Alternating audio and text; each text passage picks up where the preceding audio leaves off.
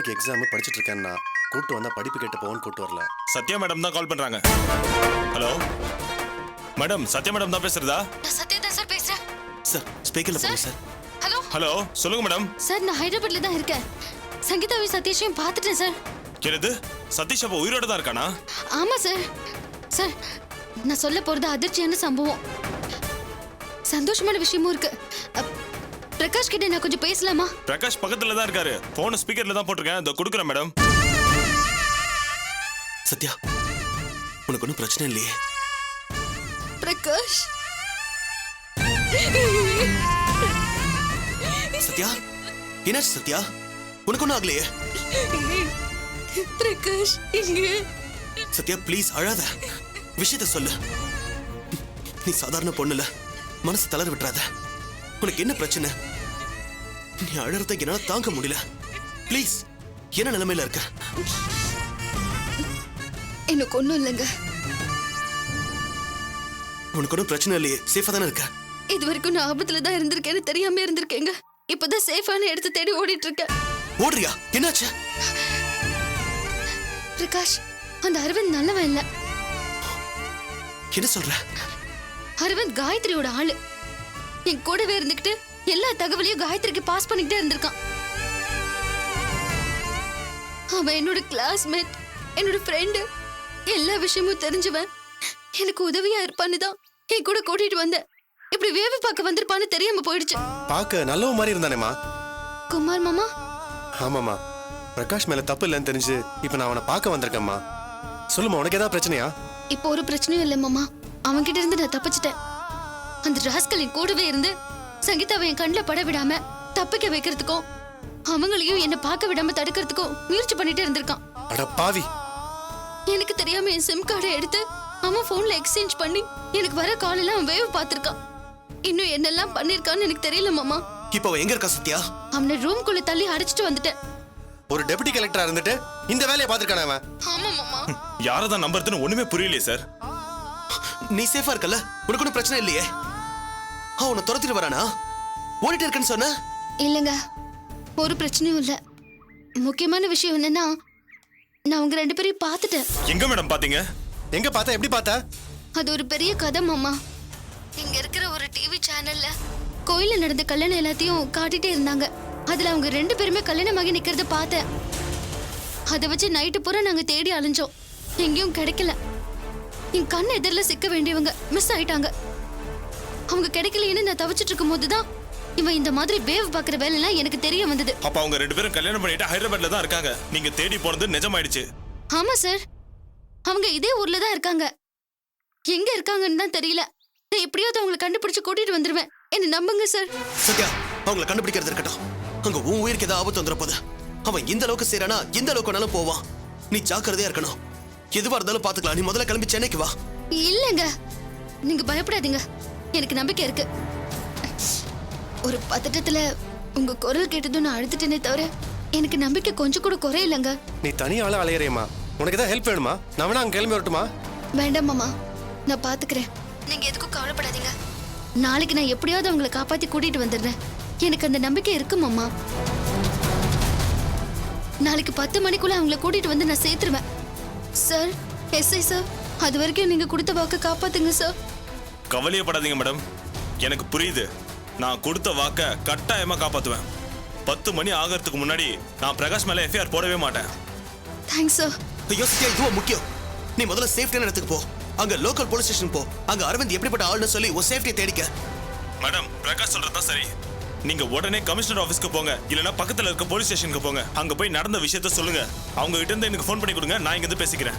இப்போ எக்ஸாக்ட்டா எந்த இடத்துல இருக்கீங்க? தெரியல சார், எந்த ஏரியான்னு தெரியல.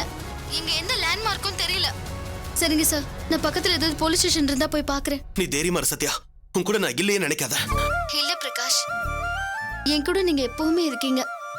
உங்க தன்னம்பிக்கையிலும் தைரியத்திலையும் எனக்கு பாதியாவது வந்திருக்கோம்ல. இதுல நான் கண்டிப்பா சக்சஸ் ஆகி திரும்ப வருவேன். நீங்க எல்லாருமே தைரியமா இருங்க. நான் போலீஸ் ஸ்டேஷன் தேடி போறேன். வச்சிருங்க. சத்யா, அவ தனியா அங்க என்ன பண்ண போறாலும் தெரியலையே. கவலைப்படாதடா, நிச்சயமா அவ ஜெயிச்சு வருவா. நீ தைரியமா இரு.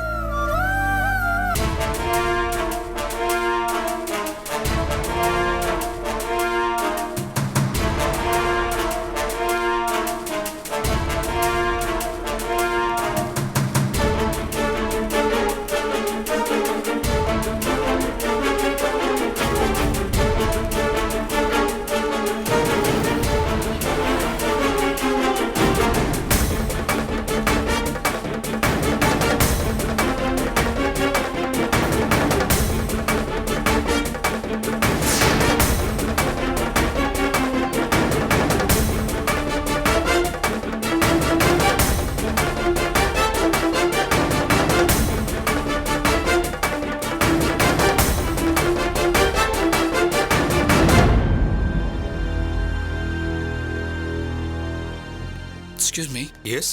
Yesterday we stayed here. Do you remember? உங்களுக்கு கஷ்டமா இருந்தா தமிழ்ல பேசுங்க, எனக்கு தமிழ் நல்லா தெரியும். சார், எங்களுக்கு ஒரு உதவி பண்ணணும். சொல்லுங்க. எங்களுக்கு ஒரு சின்ன பிரச்சனை, அதனால தான் நேற்று நைட்டே இங்கேருந்து போயிட்டோம். சார், நாங்க தங்கியிருந்த ஃப்ளோர்லயே சத்யான்னு ஒருத்தவங்க தங்கியிருந்தாங்க. அவங்கள பர்சனலா மீட் பண்ண தான் நாங்க இங்க வந்திருக்கோம். அப்படியா? ஆமா சார். அவங்க எந்த ரூம்ல இருக்காங்கன்னு சொல்லுங்க, இல்லனா நாங்க வந்திருக்கோம்னு சொல்லி அவங்கள கீழே வர சொல்லுங்க சார். தாராளமா சொல்றேன். சார், தயவு செஞ்சு நாங்க இங்க வந்திருக்கோங்கிறது யார்கிட்டயும் சொல்லிடாதீங்க சார். நிச்சயமா சொல்ல மாட்டேன். நீங்க போனது அவங்க எப்படி தேடினாங்கிறத பார்த்தேன். அப்பவே தெரியும் நீங்க தப்பிச்சு தான் போயிருப்பீங்கன்னு. சார், எங்களை புரிஞ்சுக்கிட்டதுக்கு ரொம்ப தேங்க்ஸ் சார். சத்யாக்கோட ரூம் எதுன்னு சொல்றீங்களா? நீங்களே தப்பிச்சு போனீங்கன்னு சொல்றீங்க. அவங்க ரூம் போனா ரிஸ்க்குங்க. ஒன்னு பண்ணுங்க, அங்க ரூம் இருக்கு, அங்க போய் வெயிட் பண்ணுங்க, நான் போய் கூட்டிட்டு வரேன். சார், நீங்கள் சொல்கிற நல்ல ஐடியா தான். ரூம்லாம் வேணாம் சார், இங்கே ஓரமாக வெயிட் பண்ணுறோம். அவங்கள இங்கே வர சொல்லுங்கள் சார். ஓகே.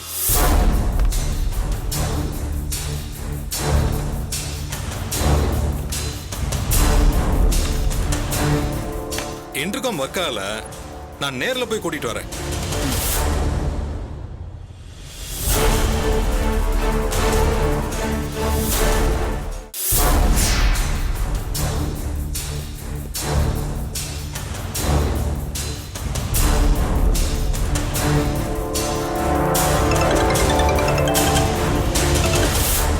என்ன விஷயம் சார், எங்க இருக்கீங்க? என்ன விஷயம் சொல்லு. நான் முக்கியமான விஷயமா அறிஞ்சிட்டு இருக்கேன். நேத்து தப்பிச்சு போன அந்த பொண்ணையும் பையனையும் தானே? ஆமா. அவங்க இங்கதான் சார் இருக்காங்க, ஹோட்டலுக்கு வந்திருக்காங்க. என்ன சொல்ற? அந்த சத்யா கிட்ட தனியா பேசணுமா, எந்த ரூம்னு கேட்டு வந்திருக்காங்க. இன்னொரு விஷயம், சத்யாவும் காலையில இங்க தப்பிச்சு போயிட்டாங்க. நான் அவங்க கிட்ட இந்த விஷயத்த சொல்லாம ரிசப்ஷன்ல வெயிட் பண்ண வச்சிருக்கேன். நான் போய் அவங்கள கூட்டிட்டு வரேன்னு இப்ப நான் தனியா வந்து உங்ககிட்ட பேசுறேன். பிரமாதமா. நான் 10 நிமிஷத்துல அங்க வந்துடுறேன். அவங்களே வெயிட் பண்ண வை. முடிஞ்சா அவங்களே ரூம்ல பூட்டி வை. அதுக்கு கூட முயற்சி பண்ணேன், ஆனா அவங்க ரூமுக்குள்ள போக மாட்டேன்னு சொல்லிட்டாங்க. எவ்வளவு சீக்கிரம் வர முடியுமோ அவ்வளவு சீக்கிரம் வாங்க. 10 நிமிஷத்துல அங்கே வந்துடுவேன். Okay sir. பாபு, அதே ஹோட்டலுக்கு போ.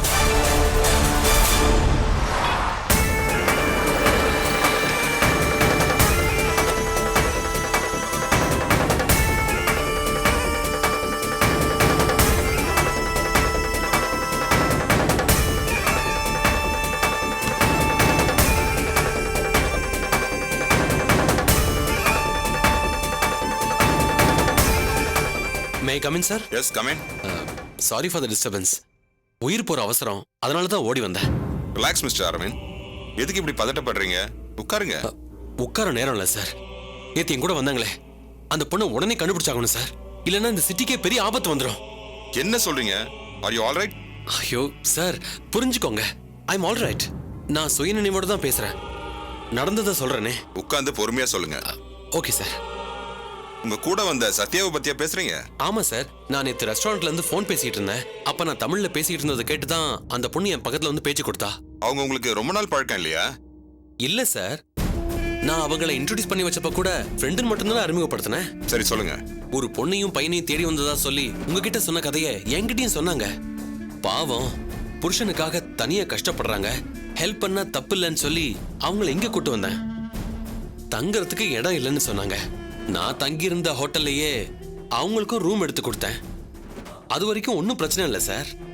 அப்பப்ப என் கூட தேட வாங்கன்னு சொல்லி என்னை கூப்பிட்டுட்டே இருப்பாங்க. ஓகே. நானும் அவங்க கூட அலைஞ்சேன். All right. ஹெல்ப் பண்றதா சொல்லியாச்சுன்னா அலைஞ்சுதானே ஆகணும். கொஞ்ச நேரத்துக்கு முன்னாடி திரும்ப தேட போலான்னு சொல்லிட்டு இருந்தேன் சார். அப்ப அவங்கள தயாராக சொல்றதுக்கு அவங்க ரூமுக்கு போனேன் சார். அவங்க பாத்ரூம் போயிருந்தாங்க. சரி, நாம சும்மா தானே இருக்கோம், அவங்க பேக்கை பார்க்கலாமேன்னு பார்த்தேன். அப்படியே ஆடி போயிட்டேன் சார். என்ன இருந்துச்சு? துப்பாக்கி இருந்துச்சு சார். துப்பாக்கியா? அவங்க பேக்லயா? அப்படியே பதறி போயிட்டேன் சார்.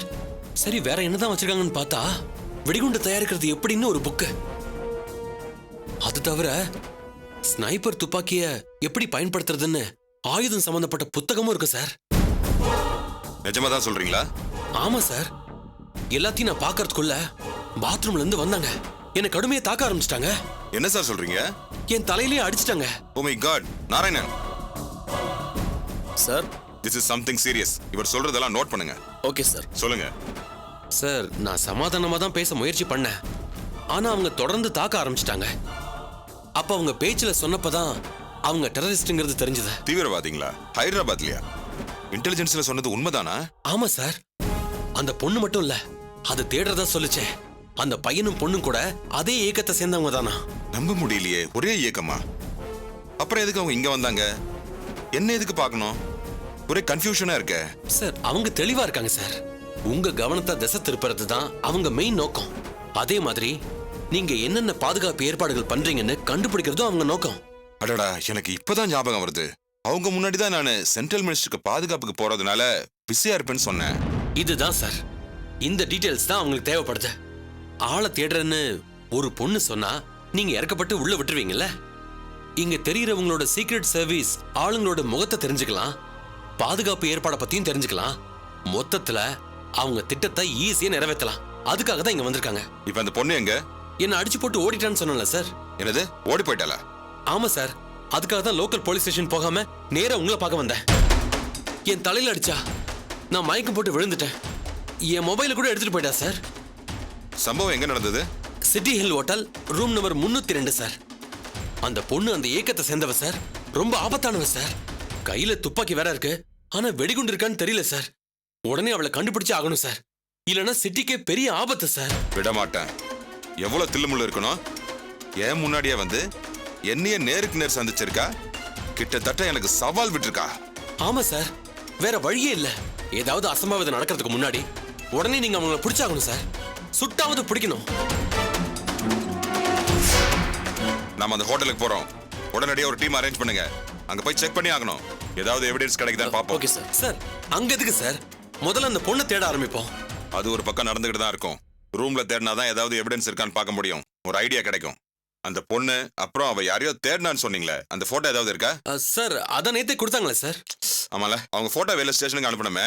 என்ன தகவல் வந்துச்சா செக் பண்ணுங்க. அந்த சத்யாவோட போட்டோ இருக்கா? இருக்கு சார்.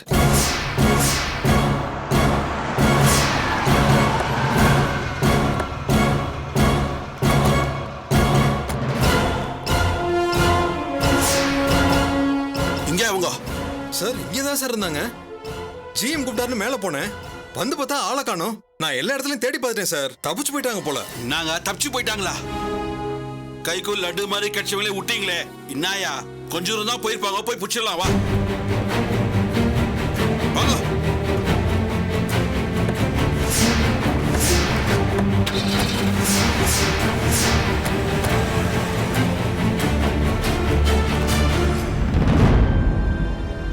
ஏய் பத்தியா, அந்த ரிசப்ஷனில் இருக்கிறவன் சரியில்லைன்னு சொன்னது சரியா போச்சு பத்தியா. கடைசியில் அவன் தான் மேனேஜர் இங்கே வர வச்சிருக்கான். நல்ல வேலை லாஸ்ட் மினிட்ல எல்லாத்தையும் கெஸ் பண்ணி ஐடியா பண்ண இங்க இருந்து தப்பிச்சிட்டோம். ஆனா சத்யாக்காவை எப்படி காண்டாக்ட் பண்றதுன்னு தெரியலையே. அது அப்புறம் யோசிக்கலாம். முதல்ல இங்கே கிளம்பலாம் வா.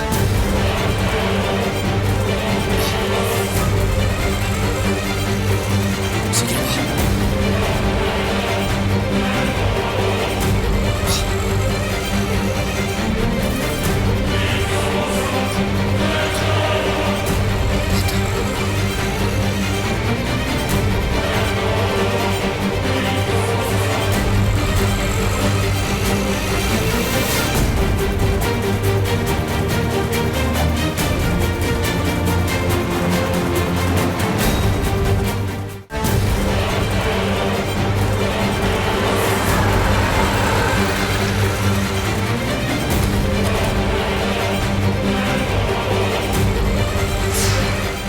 Room number 302, second floor sir.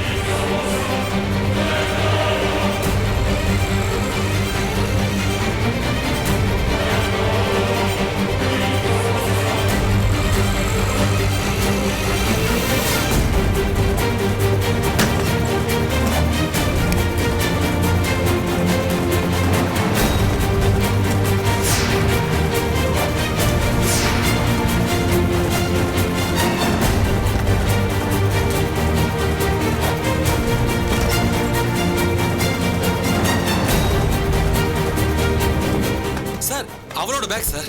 Open it. Open it.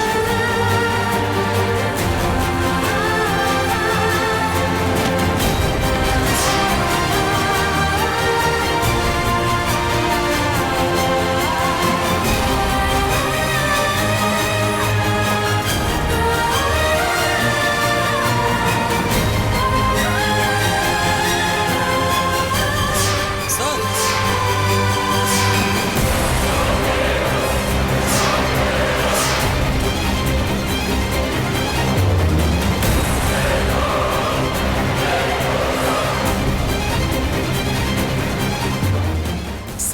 இது ஹைதராபாத் மேப் மாதிரி இருக்கு சார். ஹைடெக் சிட்டியை ரவுண்ட் பண்ணிருக்காங்க பாருங்க. நேத்து இங்க தான் சென்ட்ரல் மினிஸ்டர் வந்து போனாரு. சார் மினிஸ்டருக்கு தான் பாம் வைக்க வந்திருக்காங்க போல இருக்கு. சார் ரயில்வே ஸ்டேஷனையும் மார்க் பண்ணிருக்காங்க சார். அங்கேயும் ஏதாவது பிளான் பண்ணிருப்பாங்க போல இருக்கே. சார் இப்போ என்ன சார் பண்றது? Let's move.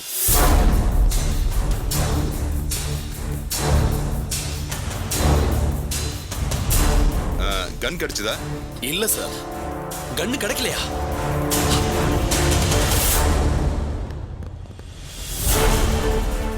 சார்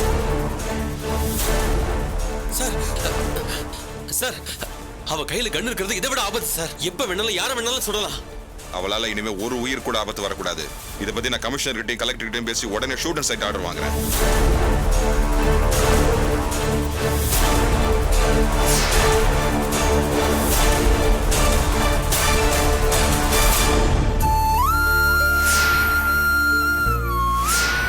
ஆமாப்பா, அந்த தொடப்பக்கட்ட பண்ண அக்கிரமத்தை நம்பிக்கிட்டு நாமளும் பிரகாஷ் மேல பழிய போட்டிருக்கோம். பழிய சுமத்துக்கிட்டு தண்டனையை அனுபவிச்சுக்கிட்டு அவன் படாத பாடுபடுறாமா. பாவம் சத்யா ஹைதராபாத்ல இல்லாத கொடுமையெல்லாம் அனுபவிச்சுட்டு இருக்கா. ஏண்டா அந்த அரவிந்த் கிட்ட இருந்து தப்பிச்சிட்டான்னு சொல்ற? பாவம் தனியா அவ என்னடா பண்ணுவா? நான் உடனே ஹைதராபாத்துக்கு வரேன்னு சொன்னம்மா. சத்யா தான் வேணா நான் பாத்துக்கிறேன்னு சொல்லிட்டா. அப்பா இதெல்லாம் சதிப்பா, அந்த தொடப்பக்கட்ட பண்ண சதி. கிட்டத்தட்ட நாம எல்லாரும் அவ ஆட்டி வச்ச மாதிரி ஆடிட்டு இருக்கோம்ப்பா. இதுக்கு மேல நீங்க பிரகாஷ் மேல கோவமா இருக்கணுமா? டேய் நிறுத்துறா. என்னமோ போன்ல பேசுறது கேட்டானா உடனே பிரகாஷ் ரொம்ப நல்லவன் ஆயிட்டானா, அண்ணி கெட்டவன் ஆயிட்டான். என்ன உளர்ற? நீ சொல்றத நான் நம்ப தயாரா இல்ல. அப்பா பிரகாஷும் சத்யாவும் சேர்ந்து டிராமா ஆடுறாங்கப்பா. நீங்களும் இதை நம்பிடாதீங்கப்பா. அவ செய்யற சதியால தான் நம்ம குடும்பமே பிரிஞ்சு கிடக்கு. அவ பேச்சு கேட்டு நீ ஆடுற ரொம்ப தப்பு. டேய் நீ என்ன சொன்னாலும் அண்ணி மேல சந்தேகப்பட மாட்டேன்டா. நீ சொல்றது நம்ப மாட்டேன்டா. மனுஷனா நீ நம்புனா எனக்கு என்ன, நம்பாட்டி எனக்கு என்ன? சத்யா பேசுறத கேட்டவன் நானு. அதே மாதிரி ஹாஸ்பிட்டல்ல காயத்ரி நம்பியும் பேசுனத நான் தான் கேட்டேன். இப்ப எனக்கு எல்லாம் கிளியரா புரிஞ்சு போச்சு. எல்லாம் அந்த காயத்ரியோட வேலை தான். பாவம்ப்பா பிரகாஷும் சத்யாவும். பிரகாஷ் என்ன பார்த்து என்ன கேள்வி கேட்டான் தெரியுமா ஸ்டேஷன்ல? இப்படி என்னையும் சத்யாவையும் அணு அணுவா சாகடிக்கிறத விட எல்லாருமா சேர்ந்து எங்களை தூக்குல போட்டுடுங்கன்னு சொல்றாப்பா. அந்த வார்த்தை என்னால தாங்கிக்க முடியலப்பா. ஐயோ, என் பிள்ளை இவ்வளவு சித்திரவதை அனுபவிக்கிறானா? எங்க இதுக்கு மேல யோசிக்க வேண்டாங்க. பிரகாஷ மன்னிச்சு ஏத்துக்கங்க. அப்பா நீங்க என்ன சொன்னீங்க? பிரகாஷ் தப்பு நிரூபிச்சாதான் அந்த வீட்டுக்கு வரணும்னு சொன்னீங்களா இல்லையா? இன்னும் அவன் நிரூபிக்கல. குமார் சொல்றதை வச்சு நீங்க நம்ப போறீங்களா என்ன? இல்லடா, அந்த சங்கீதா சொன்ன வார்த்தை இன்னும் என் நெஞ்சு அறுத்துக்கிட்டே இருக்கு. இதுல என்ன முடிவு எடுக்கிறதுன்னு எனக்கு புரியல. ஆனா ஒண்ணு, என் புள்ள தப்பு பண்ணிருக்க மாட்டானோன்னு இப்ப எனக்கு தோணுது. பிரகாஷ் நிச்சயம் தப்பு பண்ணல மாமா. ஆரம்பத்துல இருந்து எல்லாமே காயத்ரி செஞ்ச வேலைதான். இப்ப குமார் மாமாவே உண்மையை தெரிஞ்சுக்கிட்டு வந்துட்டாரே, இன்னும் என்ன சந்தேகம்? பாவம் தப்பு பண்ணாத ஒருத்தரை 60ஆம் கல்யாணத்துல நிக்க வச்சு ஒட்டுமொத்த குடும்பத்துக்கு முன்னாடி அசிங்கப்படுத்தி அனுப்பிட்டீங்களே, அதை எப்படி சரி பண்ண போறீங்க? அந்த காயத்ரி இன்னும் என்னென்னலாம் செய்ய போறாளோ தெரியலையேம்மா. அதாம்மா அவளை தொடப்பக்கட்டன்னு சொல்லிட்டு இருக்கேன். அவ புத்தி என்னைக்கும் மாறாதுமா. செத்தாலும் அவ கெட்டவளாதான் சாவா. டேய் அண்ணி பத்தி தப்பா பேசி என்ன கோவக்காரன் ஆக்குறதுடா. அப்பா இவன் வாய் கூசாம போய் சொல்றா.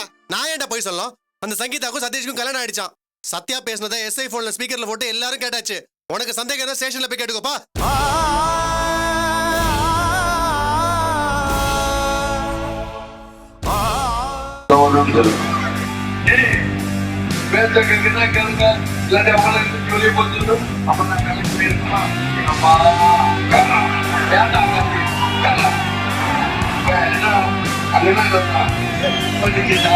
அண்ணா